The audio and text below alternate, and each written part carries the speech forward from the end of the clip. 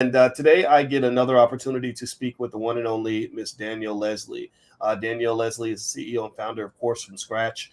She is world famous for her ability to help thousands of people to create online courses. She's single handedly just flipping the education industry on its head. And so, without further ado, I'd like to ask Danielle, daughter of Peter and Ross, right? Yes, Yeah, so, absolutely. how are you doing today? Doing really well. Thank you again for having me, Dr. Boyce. This is like such an honor as usual. Always love speaking with you. Super Well, excited. well, the honor is all mine, all mine. And you and I were talking off camera, and we have the best conversations off camera.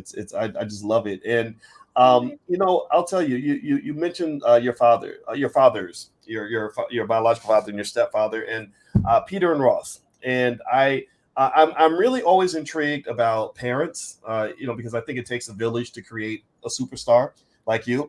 In fact, I think it takes the village to unlock all that black girl magic that you're pulling out, or black woman magic, whatever we want to call it, right?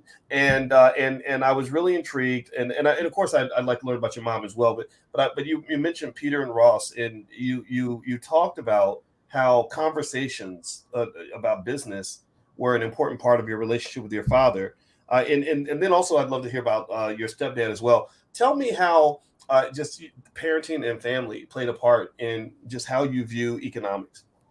Oh my gosh. Yeah. So I think when I think about it, the word kind of like the benefits of ownership and owning your own business come to mind. So, growing up, my dad, Peter, he always owned his own businesses. So he moved here from Jamaica when he was about 15, went to Fairfax High School, where he met my mom in LA.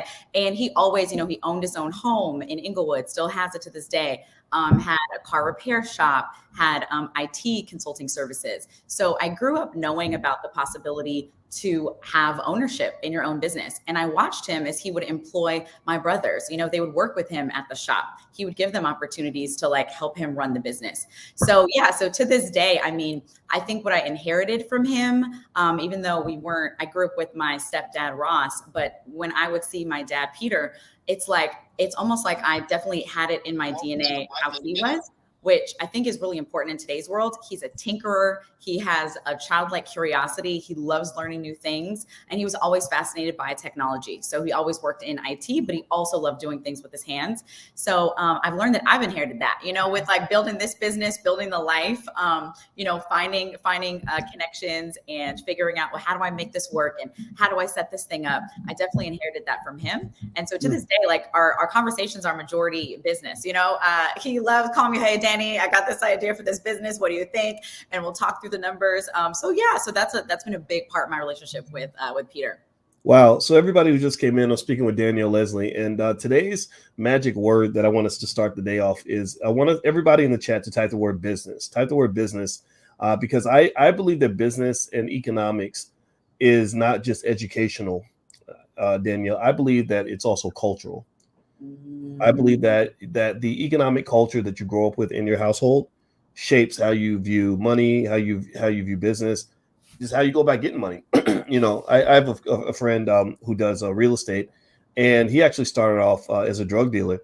And when you ask him, well, how did you end up becoming a drug dealer? You're so smart. He said, well, that's what everybody in my family did. So when Wow. it was time to get money, you were flipping bricks and grams and kilos and whatever else, and that was the business language he learned early. In my household, the culture was get a job.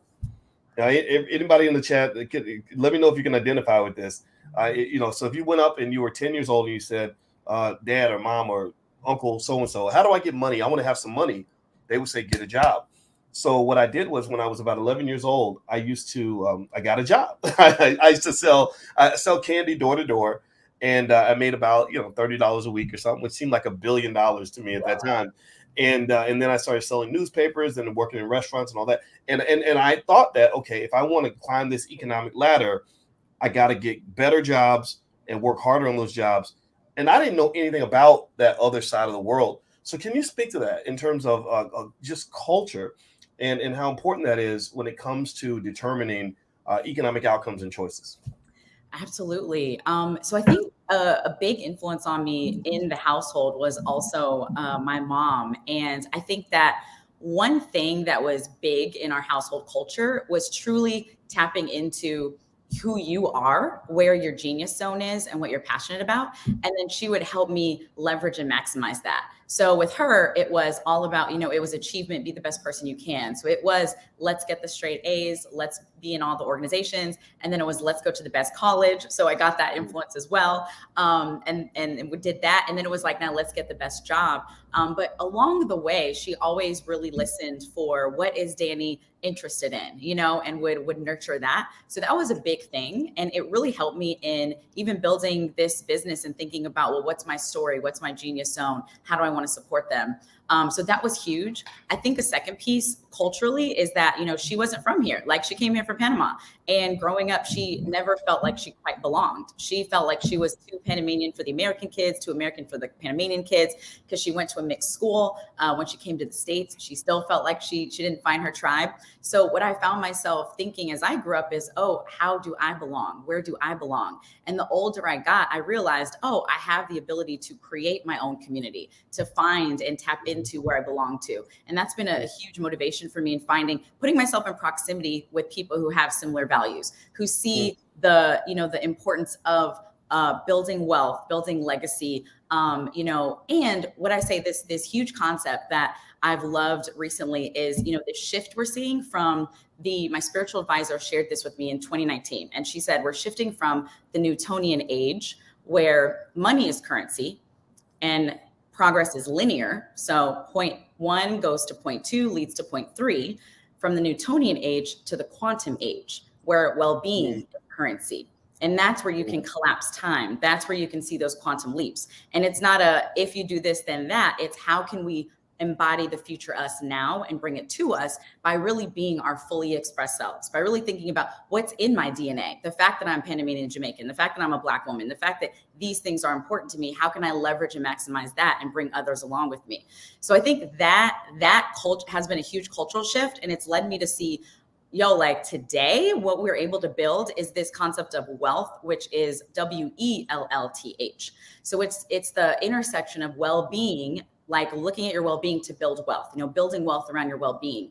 And I sit back, I look at you and what you've created, your business, the community you've supported, how you've supported your family. I look at the business I've been able to create because of my dad's influence, because of my mom's influence, and how I'm now able to support my family in that and help other families support their families. So I think like this is a revolution happening. This is like the new direction we're going in now that we have the ability to work from anywhere, to work remotely, create our own businesses. It's going back to like our well-being and creating wealth to support our families. Everybody, I'm speaking with Miss Danielle Leslie, CEO and founder of Course from Scratch. Danielle is going to join us in the Black Business School for a free event that everybody can join. If you'd like to take a look at that event and become a part of that and hear more from Danielle and ask her questions and learn from her, just go to boycewatkins.com. The link's right there at the top. And I'd love for you guys to join us. So everybody's welcome. Hit the thumbs up button, thumbs up, share, subscribe. Now I have to make sure I go full circle on this. I mentioned Peter and Ross. Now, what is your mom's name, if I may ask? Francesca. Francesca. Okay, yeah. Peter, Ross, and Francesca.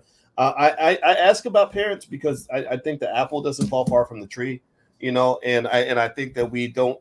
Sometimes we forget, that great children are manufactured. Either great in a bad way or great in a good way, right? You have some families that will produce a Malcolm X, and some produce a Malcolm Little, and both of those are great men. They're just great in different ways, right? And one's great in a good way and versus a bad way. So I would say that. When we're talking about family and culture and everything else, one thing that's interesting to me is you also talked about ownership and how ownership just gives you options that you don't have when you don't have ownership. Can you kind of speak to that?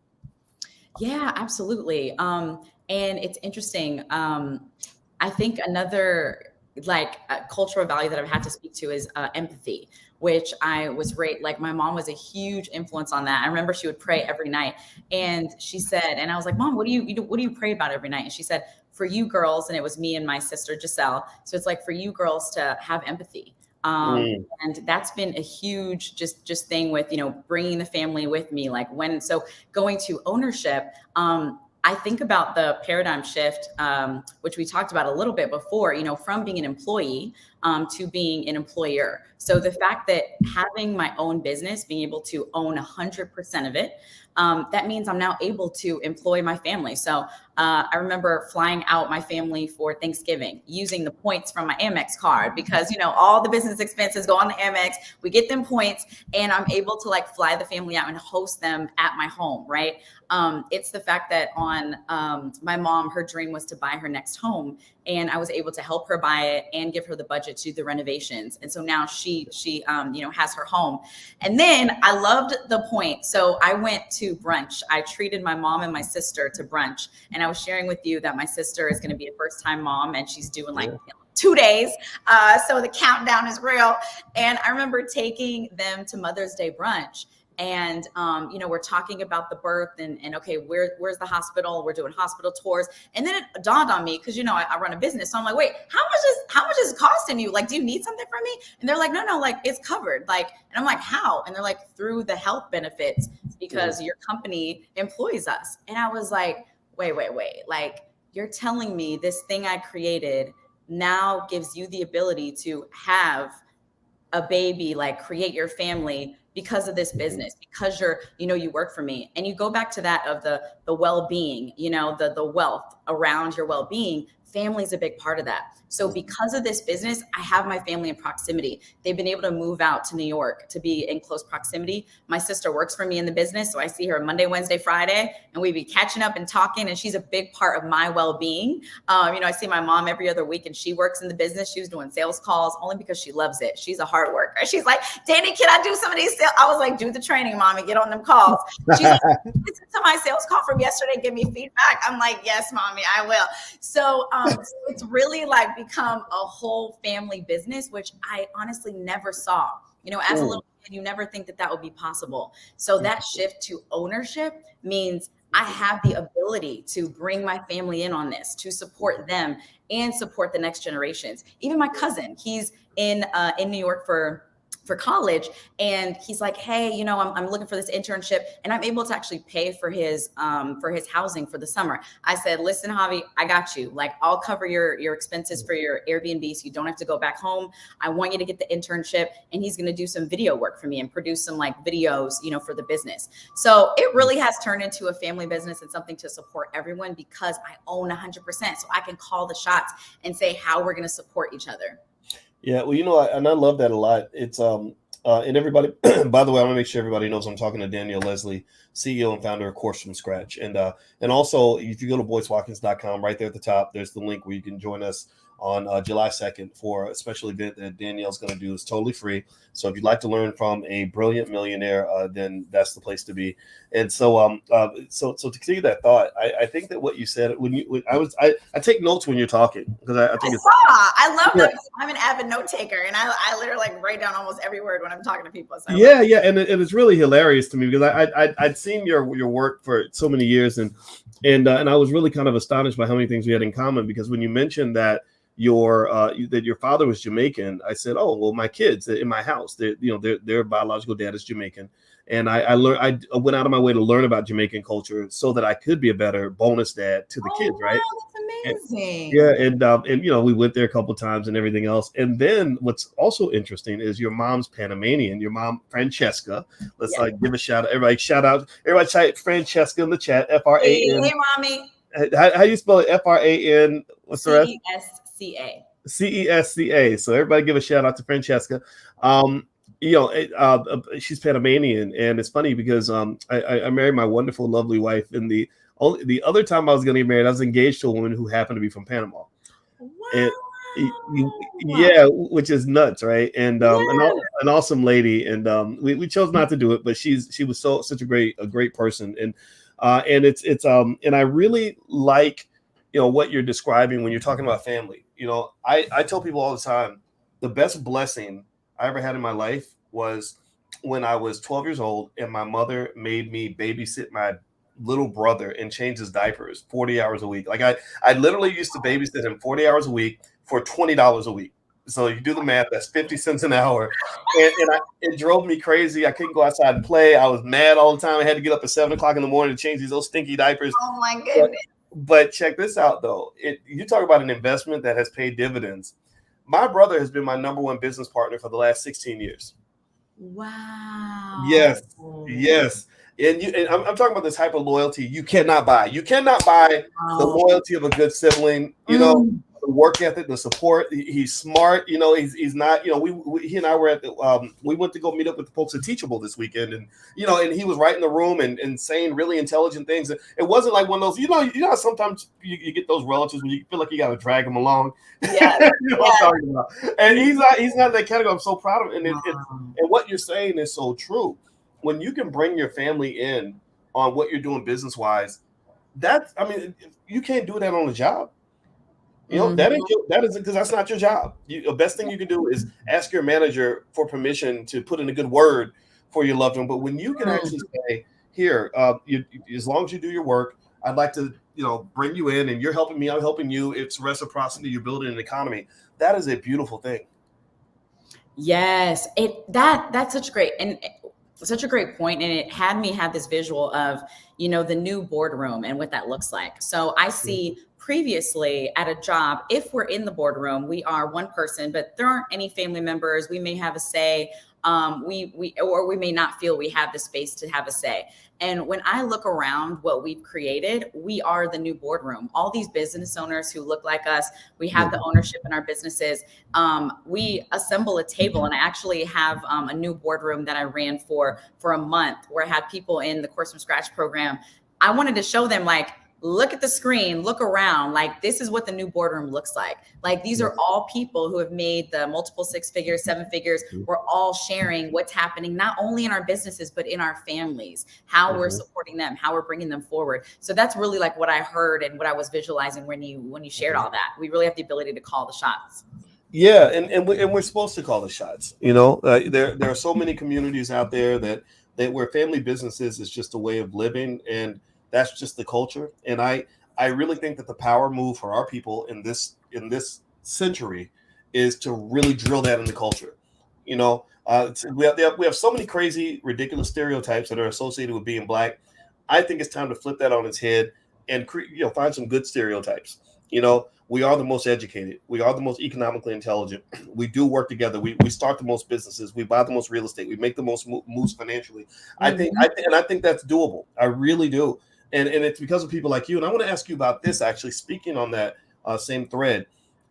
Course from Scratch, because you've helped so many thousands of people, what do you think is kind of happening overall in this sort of online education space? It almost seems to me that a lot of people, instead of going back and spending $50,000 for a master's degree, they're going to people like you, the gurus and the masterminds, to help them to find ways to either make money or find ways to learn what they need to learn, or both. Right. And it's creating this whole crazy new economy that's got to be worth billions. What are you sort of seeing in the online educational space, and what can we kind of learn from that? Oh my gosh. So it's interesting because you mention our power as Black people, and the words that come to my mind was, the creativity, the ingenuity, the originality. Like, we really are the genesis. We're the beginning and the end. And when you think about the online education industry and where it's heading, I just think we're going back to the beginning. Like, we're going back to where we came from. We talked a little bit about this, but we're remembering who we are in a previous conversation. So what that means is, if you think about the early days, it was about apprenticeship. It was about learning a trade from someone who had already done it. That is where we started. And that's what online education is about. It's about finding someone who has already done what you've done and learning from them, learning the trade, learning the craft, learning the how to do, right? And oh shoot, I lost my train of thought. I was gonna say, Take your time. It's like church. When somebody's singing, everybody's like, take your time, man. It's okay. I know, right? Yeah. Oh, got it. So when I think about online education, another paradigm I think about is, so the shift from the industrial age, right? And so our current school system is modeled after that, right? The factory system, where you go to school and you learn how to follow directions, because they were training you to work in a factory.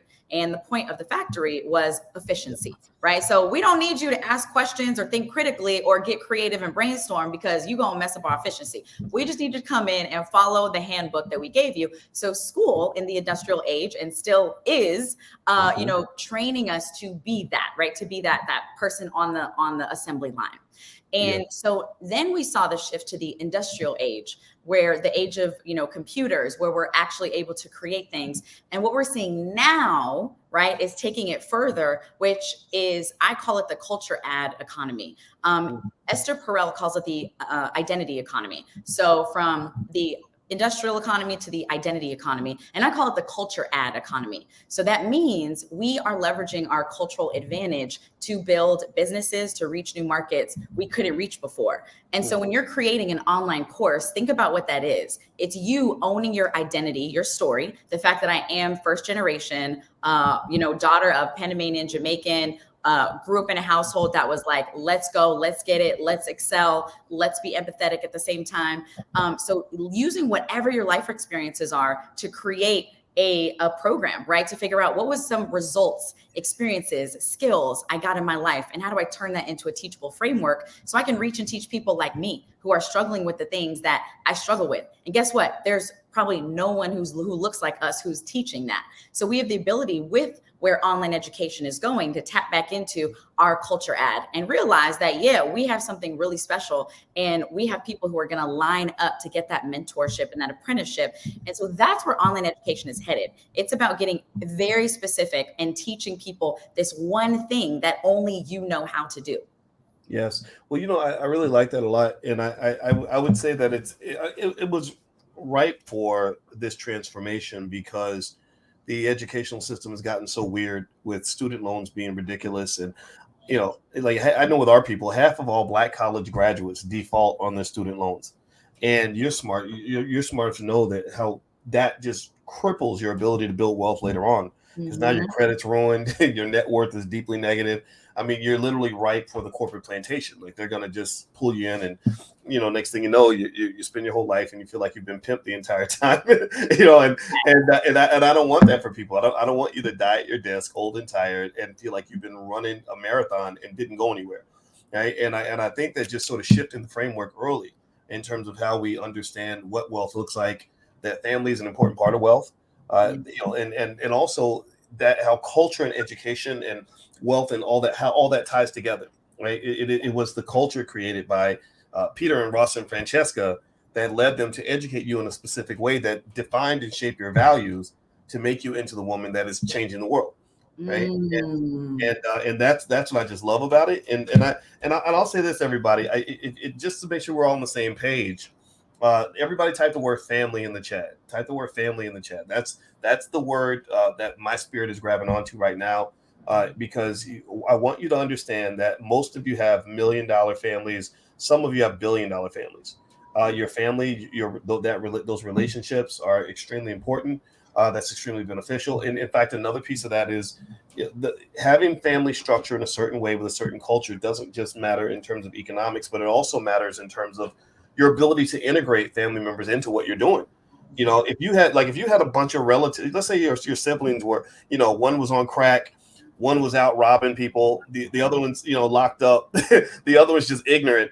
You'd be sitting there all alone. You'd be trying to do this by yourself, and you'd be mad, thinking. And I know everybody in the chat feels. A lot of us feel this way, where you got relatives that were influenced by the wrong things, and you're like, look, I want to help you out. I want to bring you in, but I can't. Yes, you're like, I'm trying to get myself going. Yeah, or you're not, or their mindset isn't there. They're caught up in the whether it's the job mindset or you can't depend on them. Just basic things like, and people don't pay attention to this. And I've been thinking about this a lot, Danielle, because my next book is actually called The 10 Commandments of Black Economic Power, and in that book, one of the areas I focus on heavily is just looking at little things that happen in your family and how that undermines your economic potential. For example, everybody give me a yes or no in chat. Does anybody have a relative who has borrowed money from them and not paid it back? Danielle, you raise your hand. Yeah. I mean, that's a basic violation of trust that leaves you bitter. You get mad. You see him at the cookout. You're like, I want to fight you right now. And then that's the one that always comes back and asks for more money later, right? And I never understood that, because my parents, Robin and Larry, gave me and my siblings, a sort of a code of conduct that says you don't do that to people you love. That's stealing. You're hurting. They needed that money, and you promised them you pay them back, and you didn't keep your promise. What is wrong with you? And I learned when I became an adult, everybody wasn't raised with that. Mm-hmm. So I would just say that what you're saying is powerful and inspirational. It's a great template, and I want everybody to consciously embrace that and understand, the value systems, the culture, all that stuff matters because because if you don't have all that in place, when the big $1 million opportunity comes along, you're gonna walk right past it. Mm. The word poor stands for passing over opportunities repeatedly. Mm.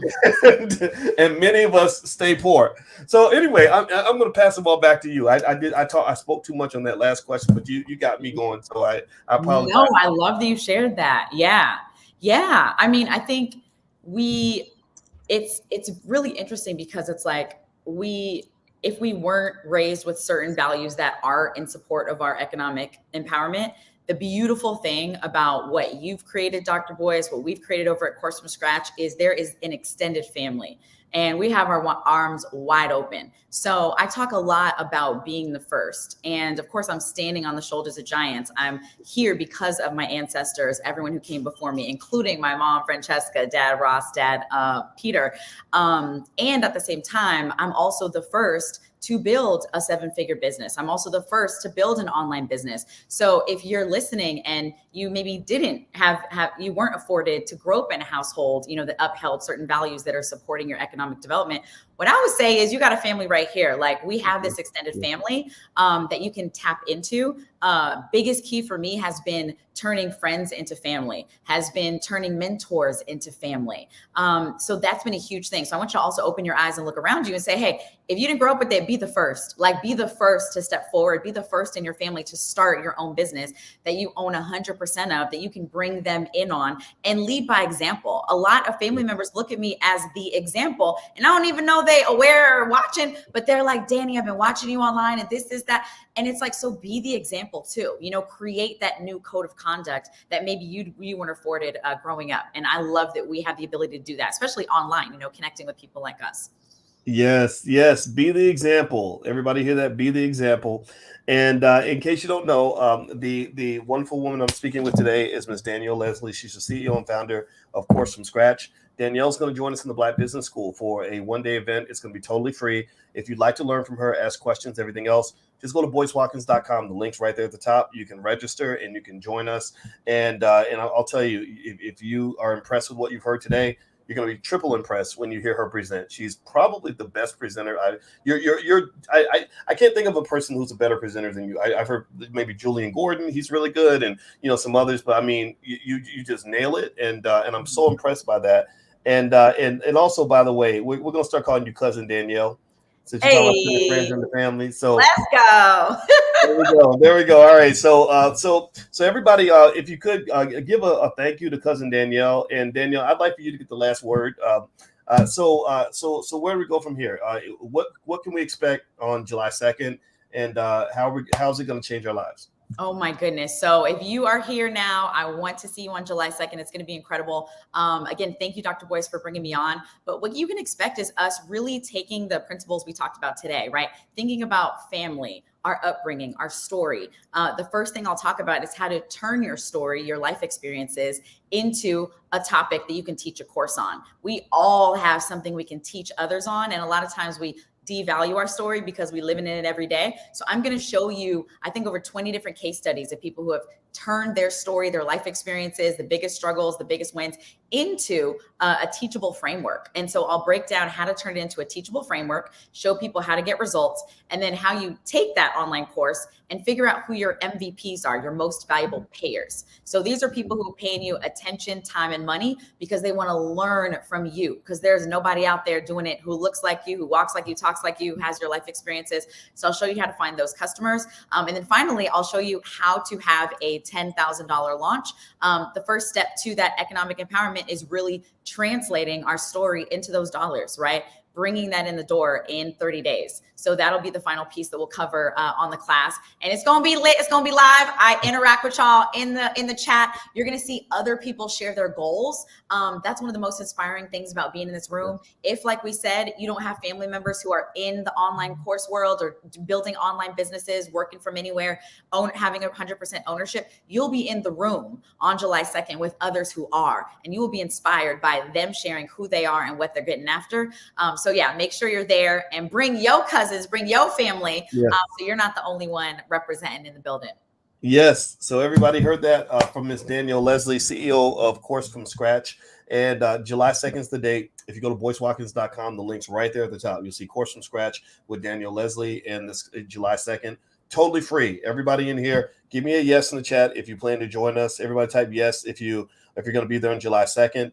I'm super excited. This is I can't think of anything else this year that excited me more in terms of people that I work with and stuff like that, because Danielle is the best at what she does, and I have a lot of respect for you. So I want to say thank you, Danielle, for hanging out with us.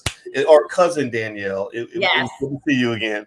Thank you so much, Dr. Boyce. Again, thank you. Always a pleasure speaking with you, and honor. Yes, the pleasure is all mine. All right, everybody, have a good day. If you could, hit the thumbs up button on your way out, and also again, boycewatkins.com is where you can get the link to join us on July 2nd. I'll chime back in a little bit later, guys, because the stock market had some rocky stuff going on, and I'll break all that down for you a little bit later. So everybody, please have a wonderful day. God bless you, and we will see you soon. Take care now.